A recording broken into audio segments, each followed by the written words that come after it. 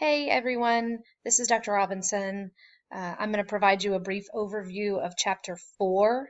So we went out of order. I know you did Chapter 1 with Module 1, but this is Module 2 with Chapter 4.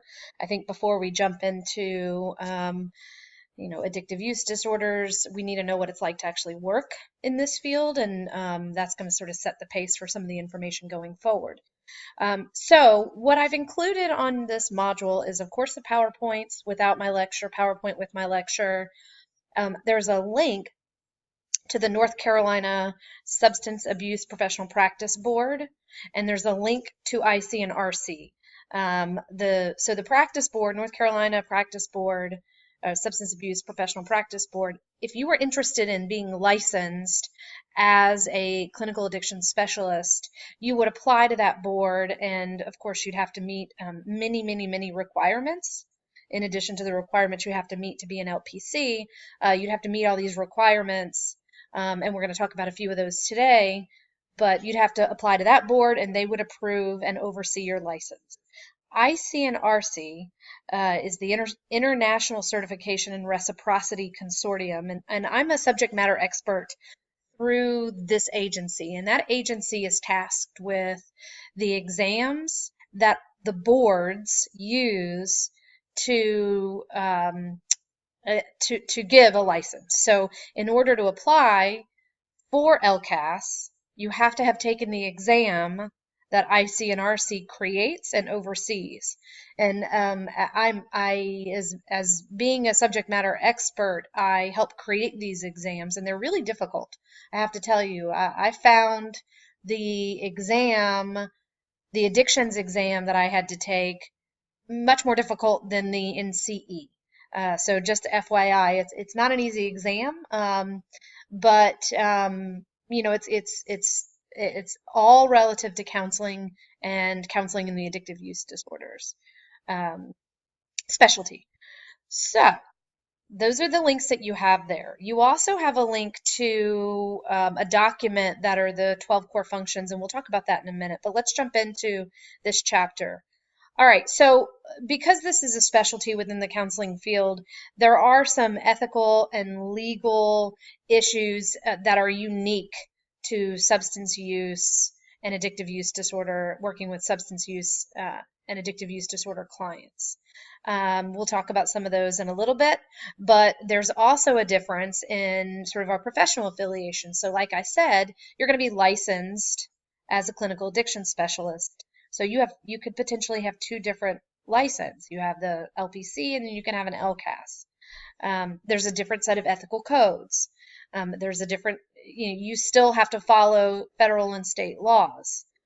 But you need to make sure that so like with me, I follow LPC and LCAS codes, ethical codes. Counselor competence. So it's not only enough for you to know mental health issues, you also have to know the specifics to substance use and addictive use disorder issues. You have to know all of this as it applies to the variety of different populations, age groups, and demographic that you work with. It's not just enough for you to know how it applies to mental health issues. You really have to know and get down to the nitty-gritty of addiction. So again, it's a specialty. And you need to know, so therapeutic relationship, this is very interesting. It's important for you to know how the therapeutic relationship can and will look very different when working with addictive use disorder clients.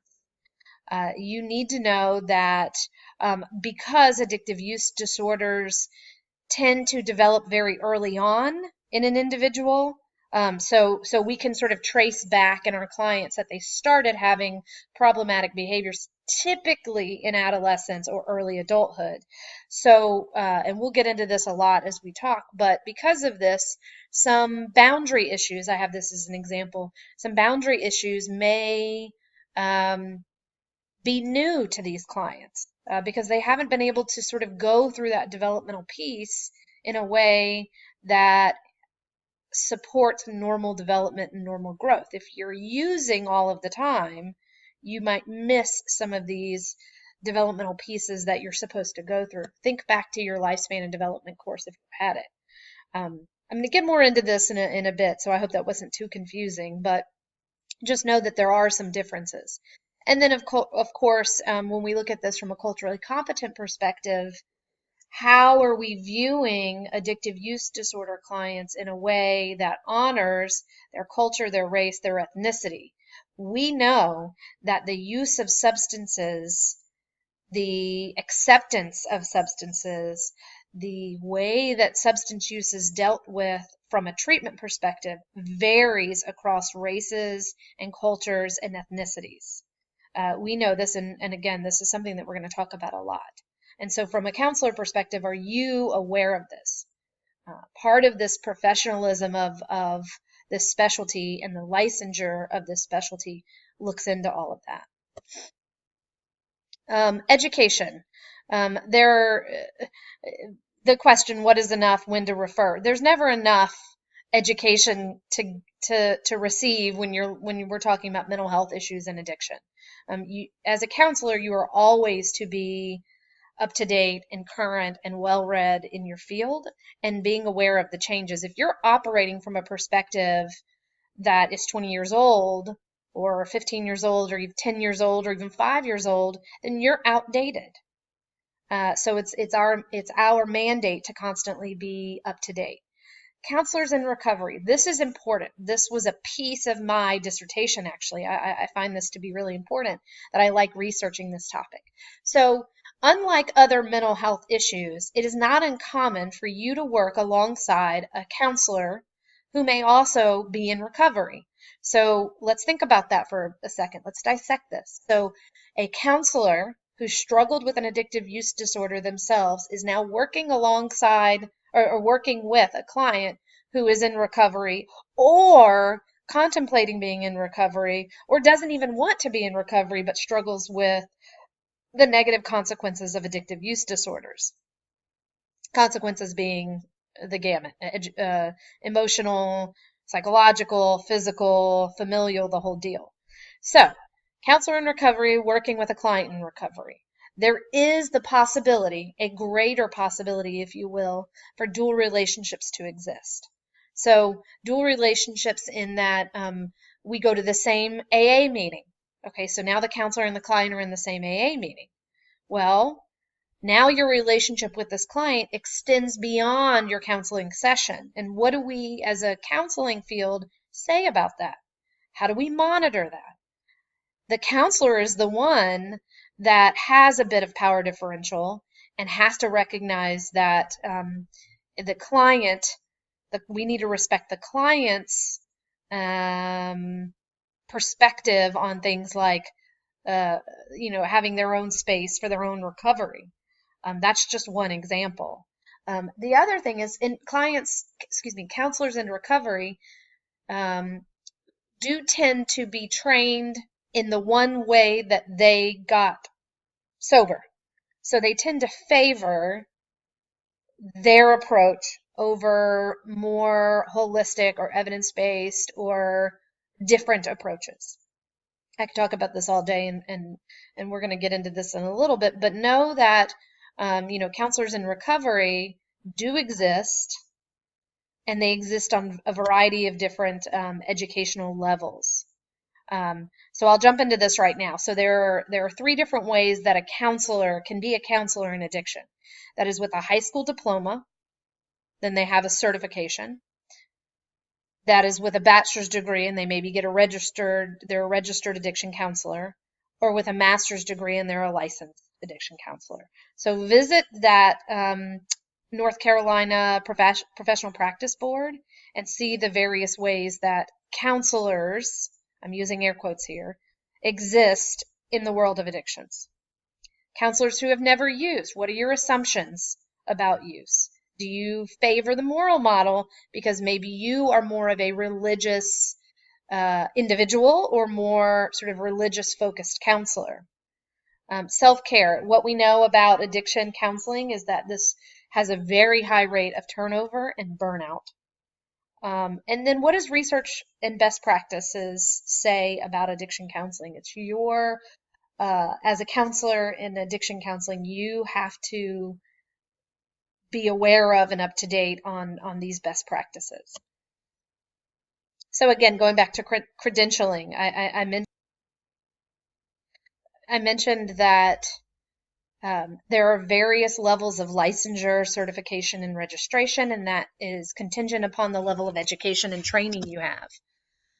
And again, look at the North Carolina Substance Abuse Professional Practice Board for the requirements. So again, you can be an addiction counselor with a high school diploma, you can be an addiction counselor with just a bachelor's degree, and you can be an addiction counselor with a master's degree or higher. Though you guys are in a master's program, so if you wanted to be an addiction counselor, you would apply for the master's level or higher addiction counseling license.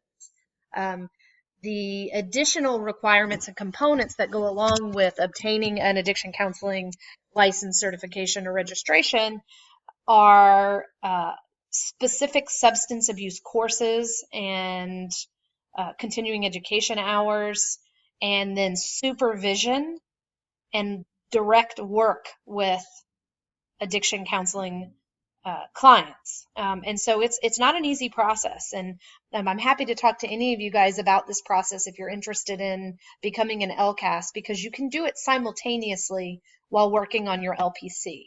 That is what I did. So there's no national standard, just like with an LPC, there's no national standard. The Constitution dictates that states get to oversee occupational licensure, and that's exactly what addiction counselors do as well. So I want to, goals of credentialing, I'm not going to go into this too much because I included a document that's the 12 core functions. And so as addiction counselors, what we have decided as a field is that there are important things for you to know and important things for you to be able to do as an addiction counselor. And in just a few seconds, I'm going to come to a slide that has that. Actually, I'll just do it right now. So you need to know things like assessment, treatment planning, how do you conceptualize a client, your clinical orientation, how do you view treatment, what are confidentiality matters, how do you maintain confidentiality, referrals, client advocacy, personal and professional growth. So personal and professional growth, how are you, if you're a counselor in recovery, how are you monitoring and maintaining your boundaries and your perspective being a client and a counselor in recovery? If you're not in recovery, how are you monitoring and maintaining your involvement in the most current and up-to-date and best practices in the addiction counseling field? Take a look at that form that I uploaded for you. You must know these 12 core functions in order to be a competent, in order to at least apply for addiction counseling licensure in any state. These 12 core functions are the same for all states. We just went over that, so I'm not going to go over that. And then, of course, you have to have the exam. Every state requires an exam, and in 49 of the 50 states, ICNRC administers the exam. So there's another agency called NAADAC, NAADAC, and it's National Association of Alcohol and Drug Abuse Counselors. That's another sort of, if you will, and for lack of a better word, competing agency to ICNRC. They administer some exams, but they're an interesting agency in that they take more of a counselor in recovery from an AA perspective stance. ICNRC is kind of benign when it comes to that, but NAADAC, if you look at the NAADAC ethics, and actually I'll post those, they talk a lot about being in recovery as a counselor. And so from an LPC perspective, you know, that's kind of an interesting dynamic. Let's see, managed care. Of course, that's a hot button issue right now, because what do we do with our clients who have addictive use disorders? Unfortunately, in the United States, we don't do this very well. And I want you to read up on that, because we tend to cut funding to these types of treatment options first. I'm going to stop here, and you're going to do the reading on your own from this point on.